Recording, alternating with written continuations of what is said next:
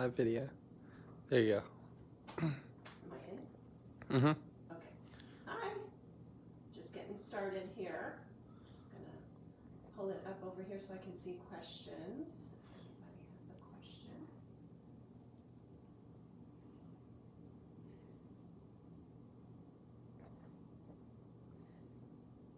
Oh, here we are. Okay. Hi, welcome. Giving a few minutes for people to come join in.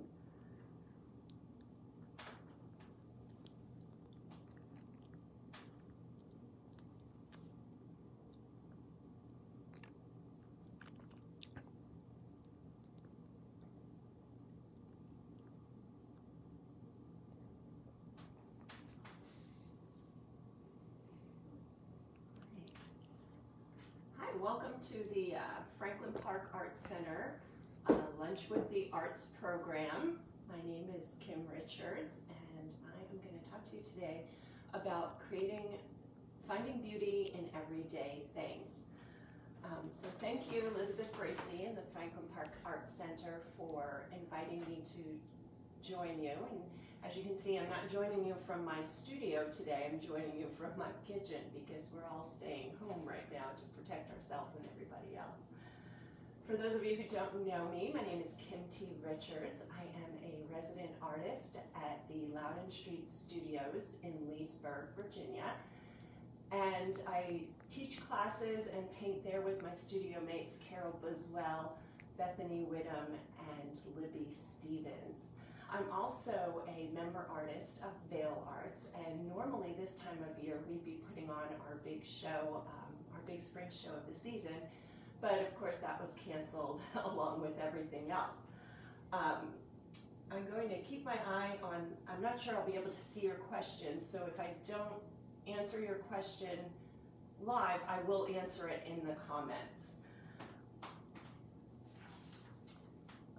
So normally my favorite thing to paint is flowers and landscapes. I often go outdoors to paint, and obviously going outdoors to paint in natural settings is probably not a good idea right now. And it's harder to get flowers because the grocery stores are not really carrying quite as many as they usually do, and it's not a good idea to go to 5 different grocery stores looking for the flowers you want to paint. So I've been spending my time painting a lot of things that I can find around my own home.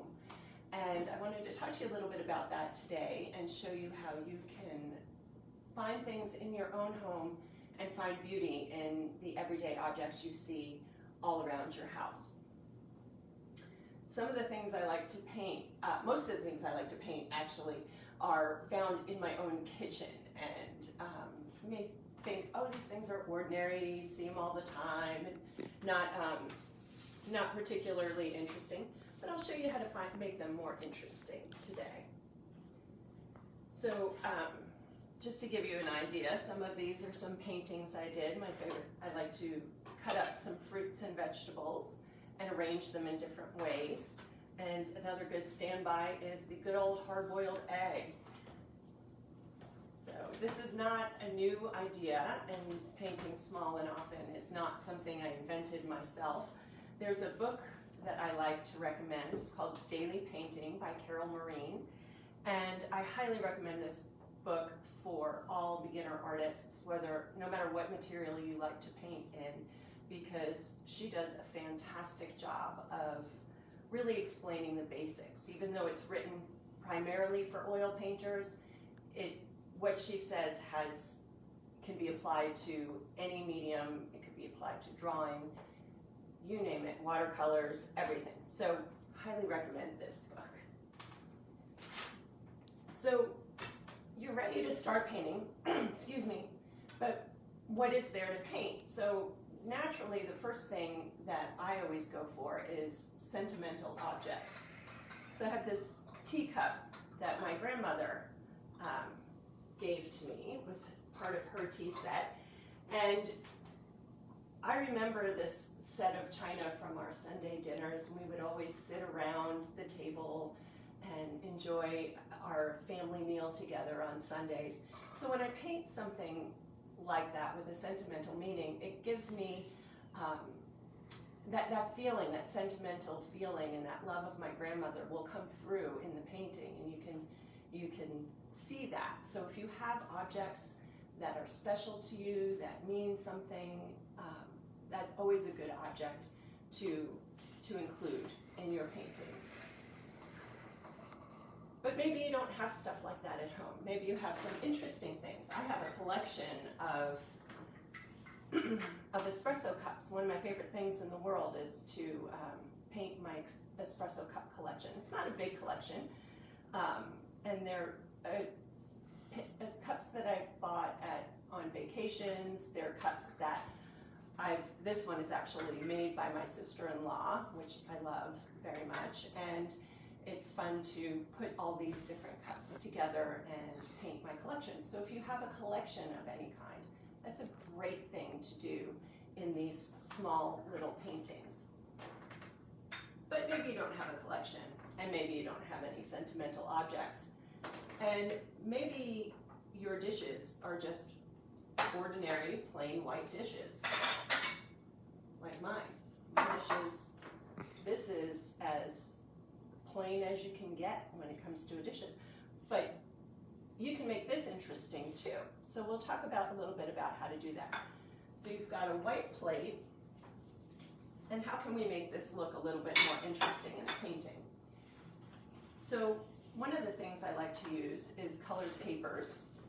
I collect these whenever I go to the art supply store, like Michael's. I go into the scrapbooking section, and whenever I see an interesting color, I just grab one. So let's choose purple today. You can add your plate on there. Sometimes I use fabric napkins as a way to add some interest. Folds are always a nice, interesting element in a painting. And then maybe you can add something else, like another bowl. This one is white as well. But still, you want to see some more color. Fruit is always good to throw in a painting, and makes for some interesting elements. Tomatoes are always fun, little grape tomatoes scattered around. You can cut up your fruit and arrange it so that it looks, so you have some pieces that are whole, some pieces are cut. I've done that in a number of my paintings. I've used sliced fruits and scattered them around. It's a good idea to make sure that the space between all your objects is different. So if you have multiple objects in your composition, if you frame it in such a way that you've zoomed in close and maybe the plate is part way off the edge and all the different elements have different spaces between them and are in different locations in the painting, it helps to make a better composition. Sometimes it's nice to have something that's completely a different color that's all by itself. So you've got 3 oranges and a lemon. So these are an interesting combination. Another thing I like to do in my paintings sometimes is to stack things. So maybe you've got an orange paper, some gray fabric, and bright red tomatoes. That could be an interesting combination. Or you can even challenge yourself by throwing in something shiny, like a spoon. All these things are different ways that you can arrange your subjects when you're going to draw or paint them. Another thing I like to do is to stick with the same subject for an entire week. In fact, I do this so often that I've painted pears for 2 entire months. I have a lot of pear paintings because they're so interesting and they can be arranged in so many different ways. So when I do that, I'll start with the same subject. We'll say we're working with these tomatoes and the cups. And each day I'll arrange them in a different way. And by doing that, it forces you to look at them in new ways and to start experimenting a little bit with how you can see them differently. It pushes you to create a more interesting composition and show you things in a new light. Sometimes you can even turn your cup sideways or bring in another one.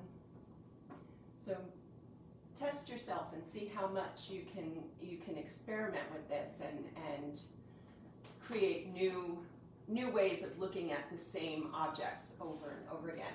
So I'm sure we're all sick of looking at the same objects over and over again after being home for almost, I don't even know how long it is anymore. Does anybody know? I don't know. So once you've got your ideas of what you're going to work on, what are we going to do with these interesting little still lifes that we've found around our house? So you can do a bunch of different things. You can draw them, you can paint them. One of the things I like to do is I like to work in my sketchbook, and I'll often draw things around my house and in my garden in a quick sketch. This is an earlier sketch with pen and ink. Or I have also watercolor sketchbooks that I draw and paint in. Or sometimes the panels, sometimes I'll do acrylic or oil paintings on these panels. I get these from Dick Blick, and I buy them in bulk. They're really handy for painting these little paintings. Or you can work in a watercolor sketchbook, like this one. I also always keep, all over my house, I keep sketching materials. And I have this great little pouch that has everything I could possibly need for sketching in it. I have a selection of different pens and pencils, kneaded erasers, clips for holding the pages down. I even have some water brushes that are handy for working with watercolor.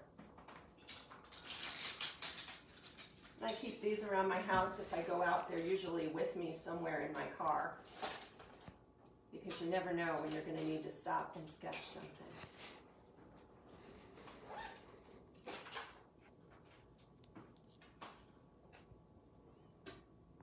But if you don't have art supplies, and you know, they're not easy to get right now because not everybody's able to go out shopping, you don't really need them. All you really need is a piece of computer paper and a regular old number 2 pencil.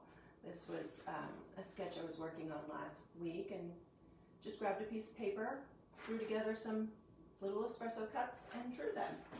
So you really don't need much, but if you did want to get art supplies and get started working in this way, I would, Plaza Art Materials in Fairfax is doing pickup service at their store. You call them up and tell them what you need and just drive up and they bring it to your car. Or you can order from Dick Blick or Jerry's Artorama online and they will deliver supplies to you. So you can get paints still, even though we're all staying home. But if you don't have time, so some of us are really busy right now because we're homeschooling kids or still doing our jobs from at home, and we don't really have time. So if you've only got 10 minutes, what would you do? There's lots you can still draw and paint, even if you've only got 10 minutes to work. I often will tell my students, while you're waiting for the coffee to brew, draw the coffee pot in the morning. Just get a little piece of paper and sketch the coffee pot. You could draw your breakfast before you eat it. You could draw your kids doing their homework online. You could draw plants in your house. Just walk around, whatever you see, just draw it, because once you start looking at things more closely, you start to really notice all the details and the beauty in the everyday things that are surrounding us. If you've got 20 minutes, you can do a more detailed sketch. You can start adding in some shading and color with colored pencils or even crayons, fun sometimes to work with.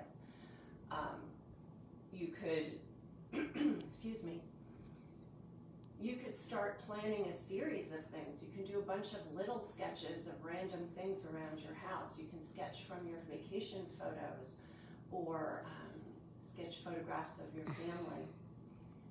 If you've got even more time, you can sit down and do a little painting. Acrylic is my go-to material, and I use that often when I'm working.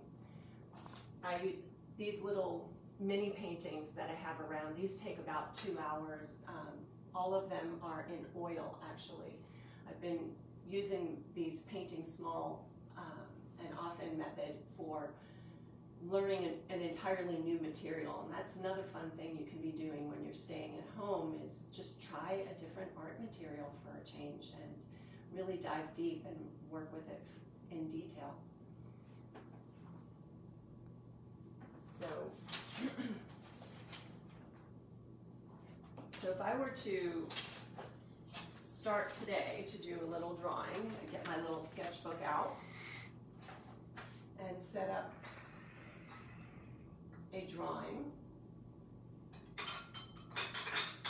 There are certain things you keep an eye that you'd be looking for in your drawing. And when you're drawing, you're constantly comparing things to each other. You've all seen artists do this job, right? You know, what we're doing is we're measuring. So we're comparing where the top of the cup is to the lemon, and what exactly is the angle of that spoon, and you know, how high is that, where is the edge. So we're constantly using our pen to see where things are and how they are work together in space. I'm sorry, if you're asking questions, I can't see them, so I will come back and answer them after this is over. I will answer them in the comments. But just keeping an eye on your things, on your elements in front of you. I'll go to the side here. And just look at, especially round elements like this cup can sometimes be a little tricky, because when you're looking at a circle from an angle, it's never edge. You just follow it around.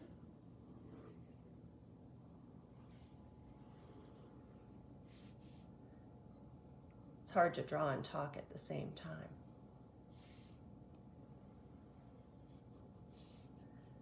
And just constantly, like I said before, you're comparing all the elements, and I'm looking for where exactly is that lemon and where does the saucer come up to the cup.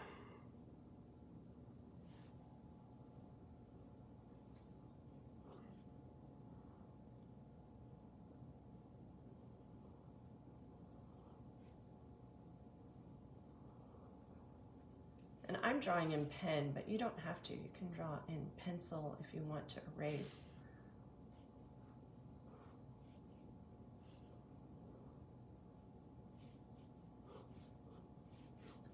In the meantime, as I'm doing this, maybe my water is boiling for the tea and I'm just kind of waiting for it to boil, rather than just, you know, checking your email for the 100th time of the day. You can just be sketching. It's very peaceful when you start to sketch. It's very relaxing.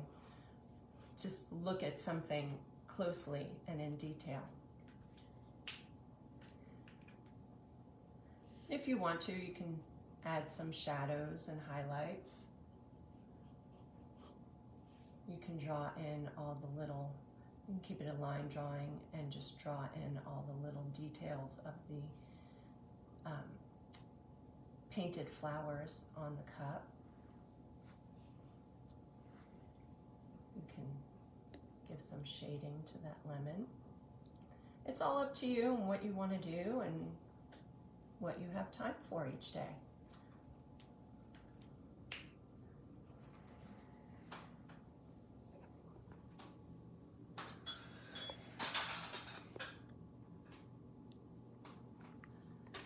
Thank you for joining me today, and I really appreciate your spending some time enjoying art with me this morning at Lunch for the Arts. I hope maybe you'll start to draw your own lunch today while we're talking. I hope this inspired you to give art a try. I find that doing art is a very peaceful and calming activity, and we're all inundated with so much stress these days. We're all so worried about what's going on in the bigger world. So when you take a little time, even if it's only 10 minutes a day, it's a good way to calm yourself, to slow down, look at things more closely, and see things in a new light. Look at all those ordinary objects all over your house and see the beauty in them, see the highlights, see the way the light reflects off the surface of a lemon and the texture of the skin of a lemon and how it's different than the texture of this shiny cup. You know, maybe you'll notice the reflection of the yellow lemon on the white shiny cup. There's so many things out there that when you take a good look at them and you look closely, you start to notice all these things you don't see when you're rushing around from day to day. So I hope you'll find some time to look at all the things you've surrounded yourself with in your home and look at them in a new light. Try to add them together and create something new out of what you were looking at and thought was maybe kind of boring before. I mean, boring white plates doesn't get much more boring than that. So thank you again, Franklin Park Arts Center, for having me here today. Hope everybody is doing well and healthy. And you can find me if you are interested in learning more. I will be doing an entire class based on the art of everyday objects. And the information for that will be coming soon. It'll be held through Loudoun Street Studios. And you can find me on Facebook at Kim T. Richards Art and on Instagram at Kim T. Richards. Thank you. Thanks for doing art with me today. Bye.